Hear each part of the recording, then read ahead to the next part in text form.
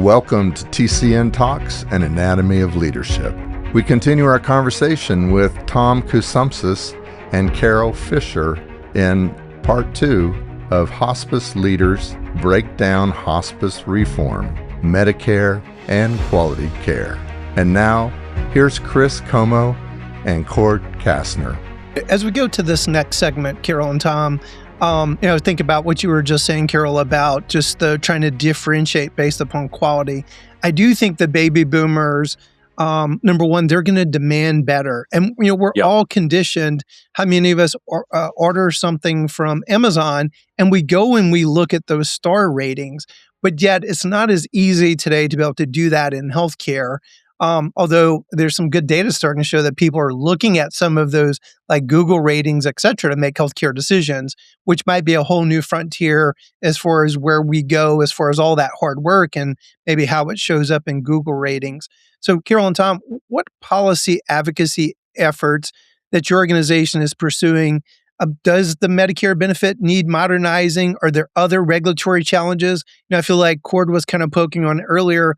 What is it? Maybe is it 30% of hospices in America report CAP scores? It may be a little bit higher than that, but it's abysmal that people can actually not do patient satisfaction. And so love for you guys to talk about what you're doing to play offense in a lot of those areas. Yeah, I think that certainly one of the most important things sort of moving into the future is really making sure that we can keep up with the changes that are overall affecting the system in general, not just us, but others as well, and how the system is changing. If Medicare Advantage is growing at a tremendously high rate, how do we make sure that we can continue to work with Medicare Advantage plans? We've got to make sure we have quality scores. We've got to show them data as to why we do what we do is better, why they should want to work with us or have their patients and families engage with us. So all of those things, I think, are things that we keep looking at really on a regular basis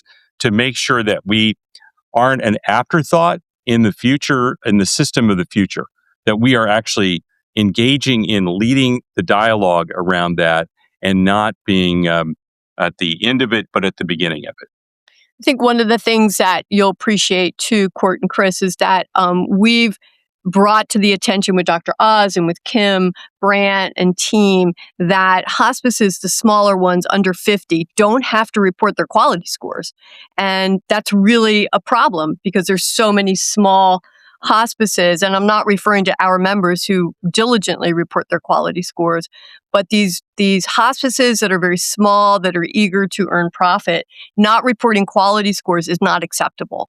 Not providing all 4 levels of care, not acceptable. So really, we're bringing that attention and having those really challenging conversations and looking at strategies on how do we fix that? How do we get everyone to report outcomes?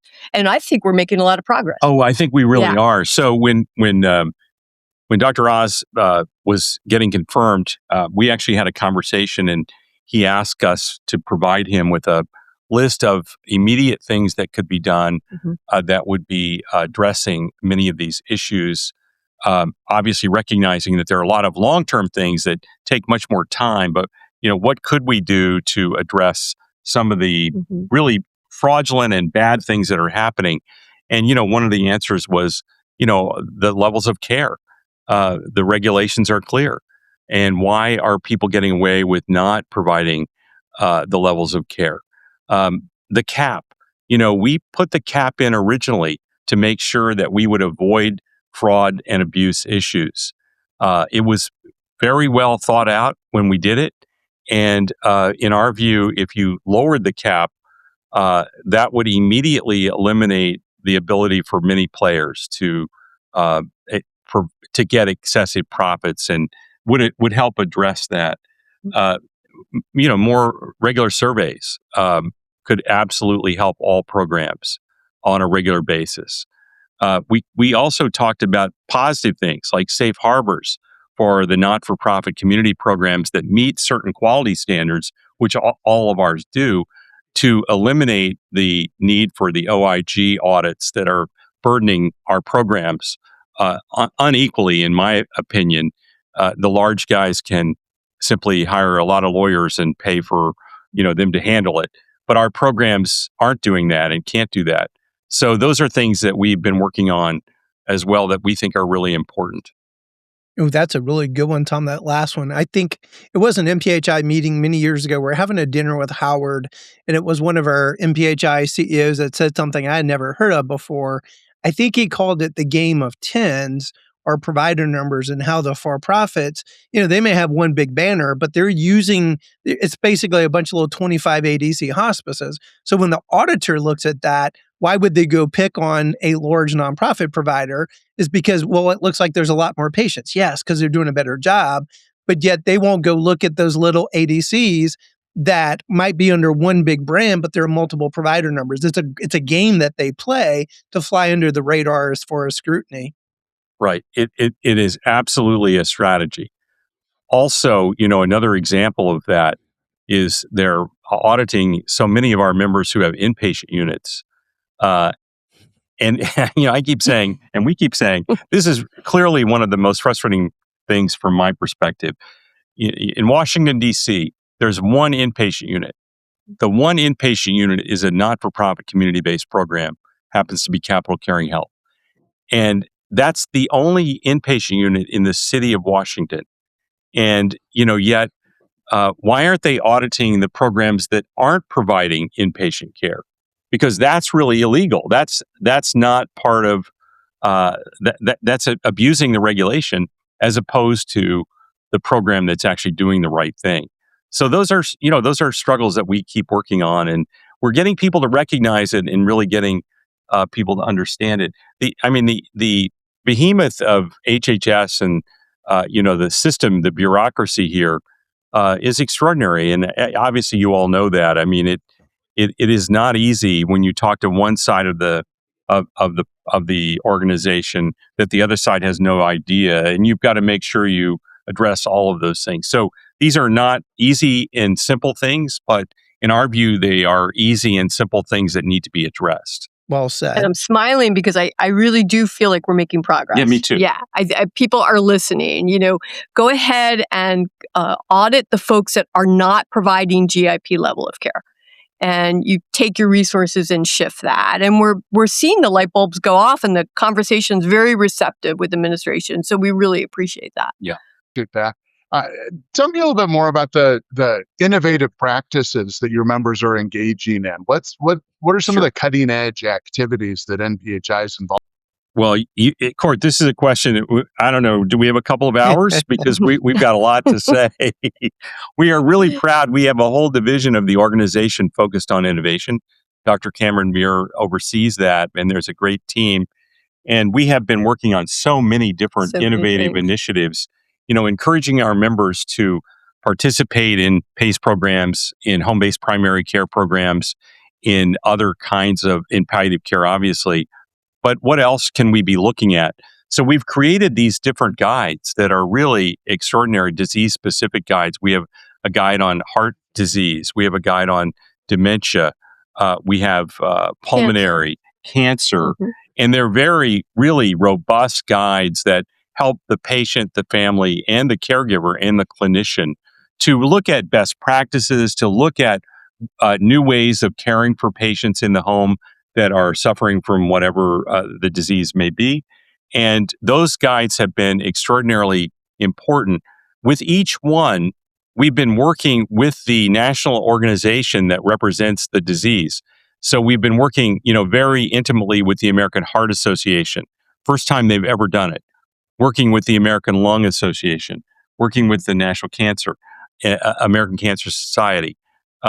Working with the Alzheimer's. These are really innovative ideas because they've never done this before.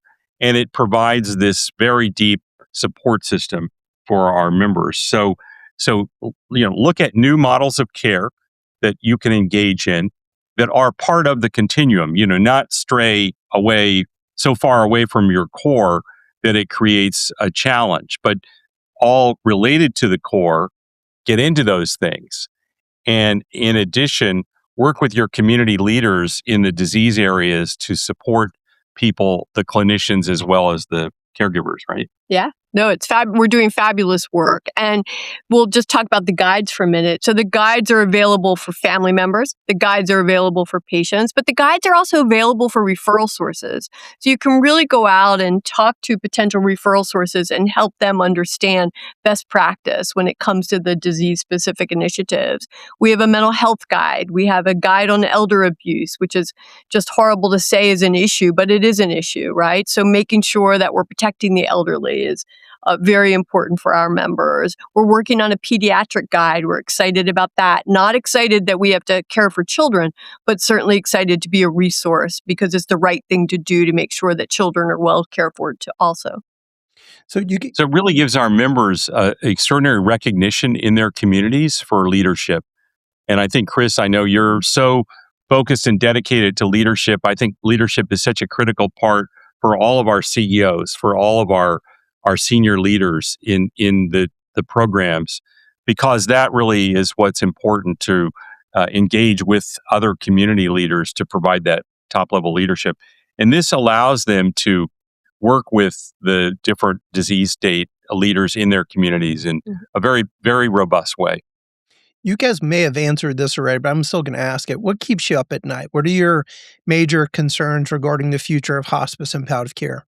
Well, I think keeping up with the ever-changing system and making sure that, as I said earlier, that we are a part of the leading edge of discussion, not the back end where we're just told what to do and kind of given a piece of it. I think that these fraud and abuse issues are clear, but also so many others are getting into sort of areas within end-of-life care that aren't providing all of these really extraordinary services that are not part of the benefit, but that, we've got to make sure that we don't just stay in our niche and aren't able to evolve.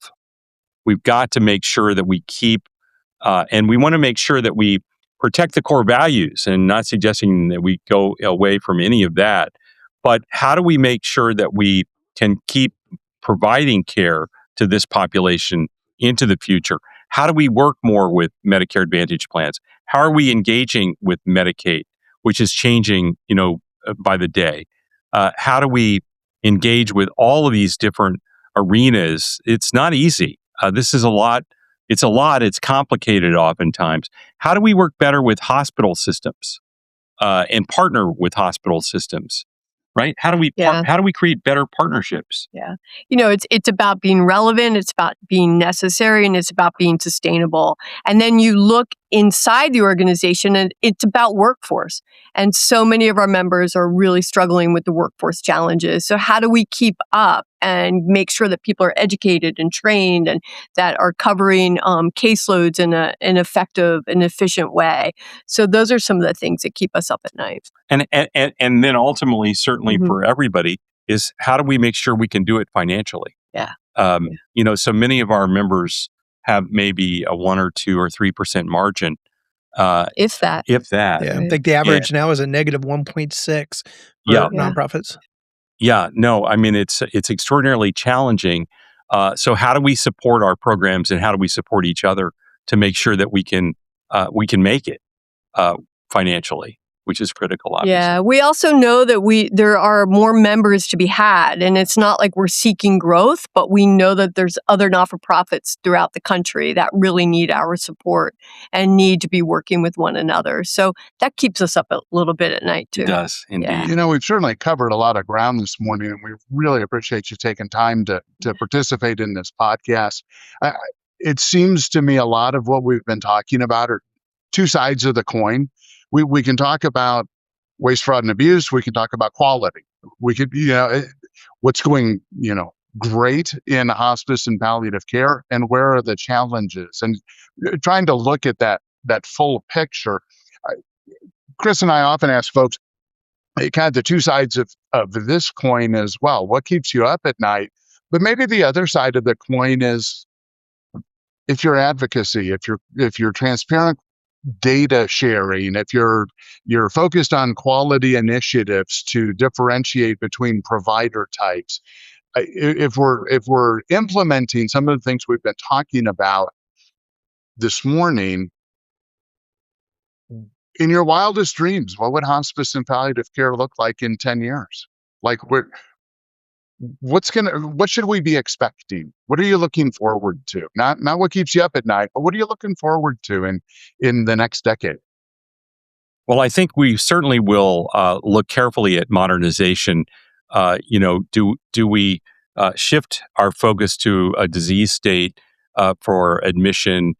Looking kind of at all the elements of the benefit that will allow us to work better with the modern system going forward, or with the Medicare Advantage, or with the hospitals, or with the Medicaid programs.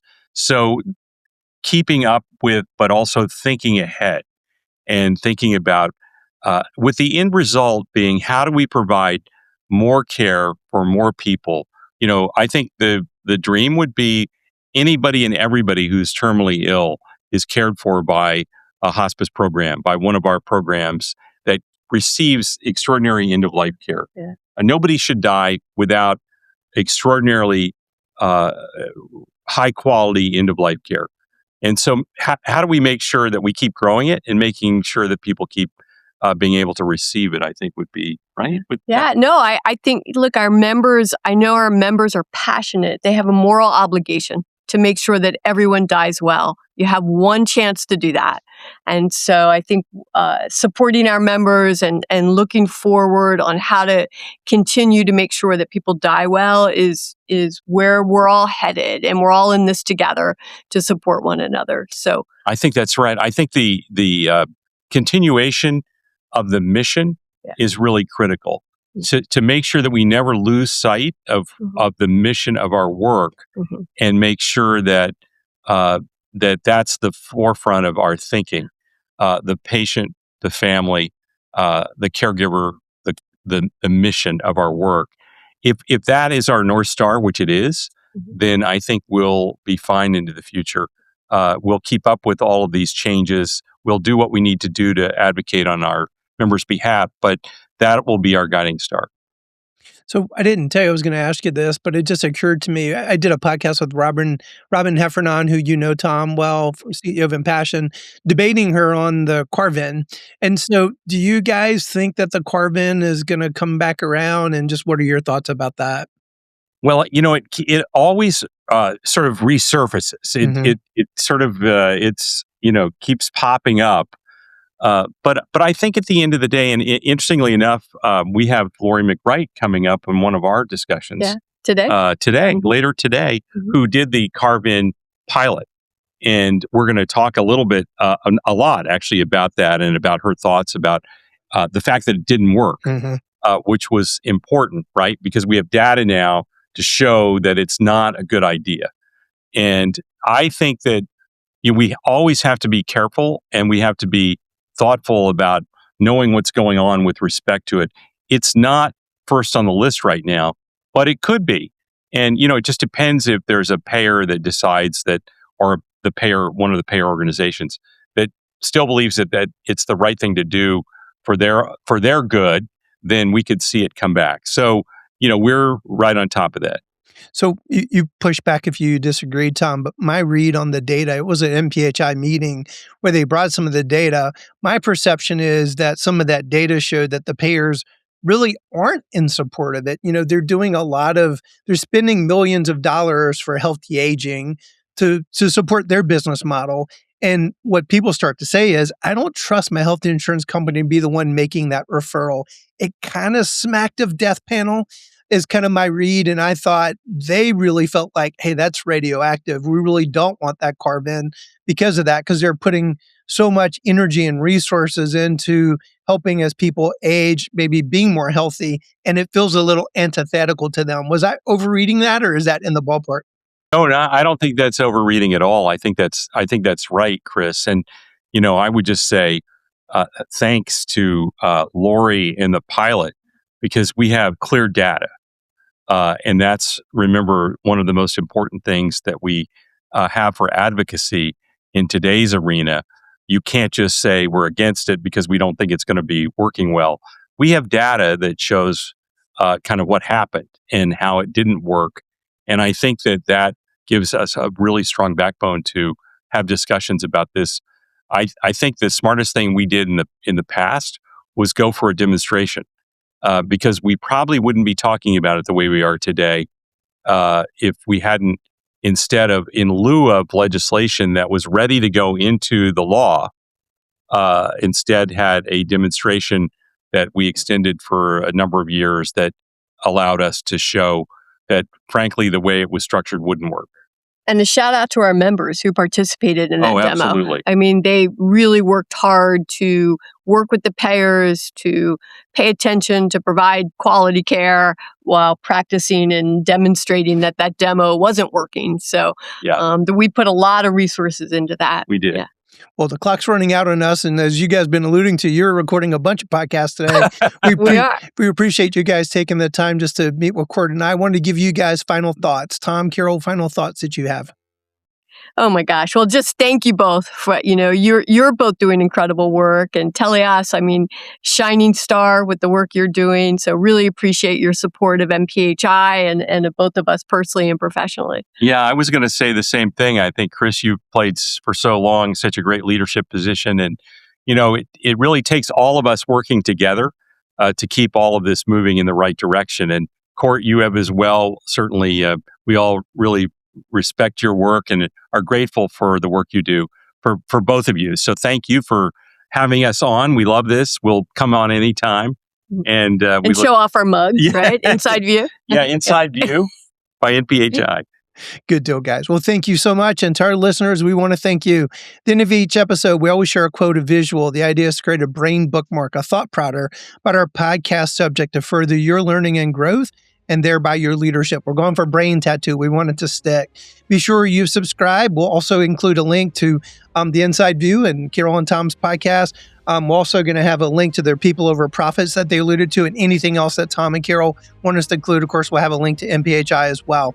It's easy for us to rail against the world and be frustrated by things. Let's be the change that we wish to see in the world. So thanks for listening to today's podcast, and here's our brain bookmark to close today's show. The future of hospice and palliative care is making sure we are staying relevant, necessary, and sustainable.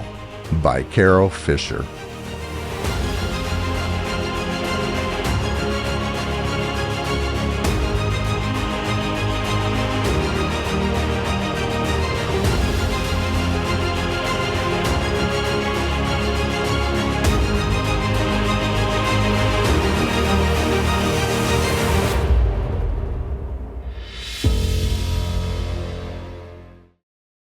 Thank you, USI, for sponsoring this podcast.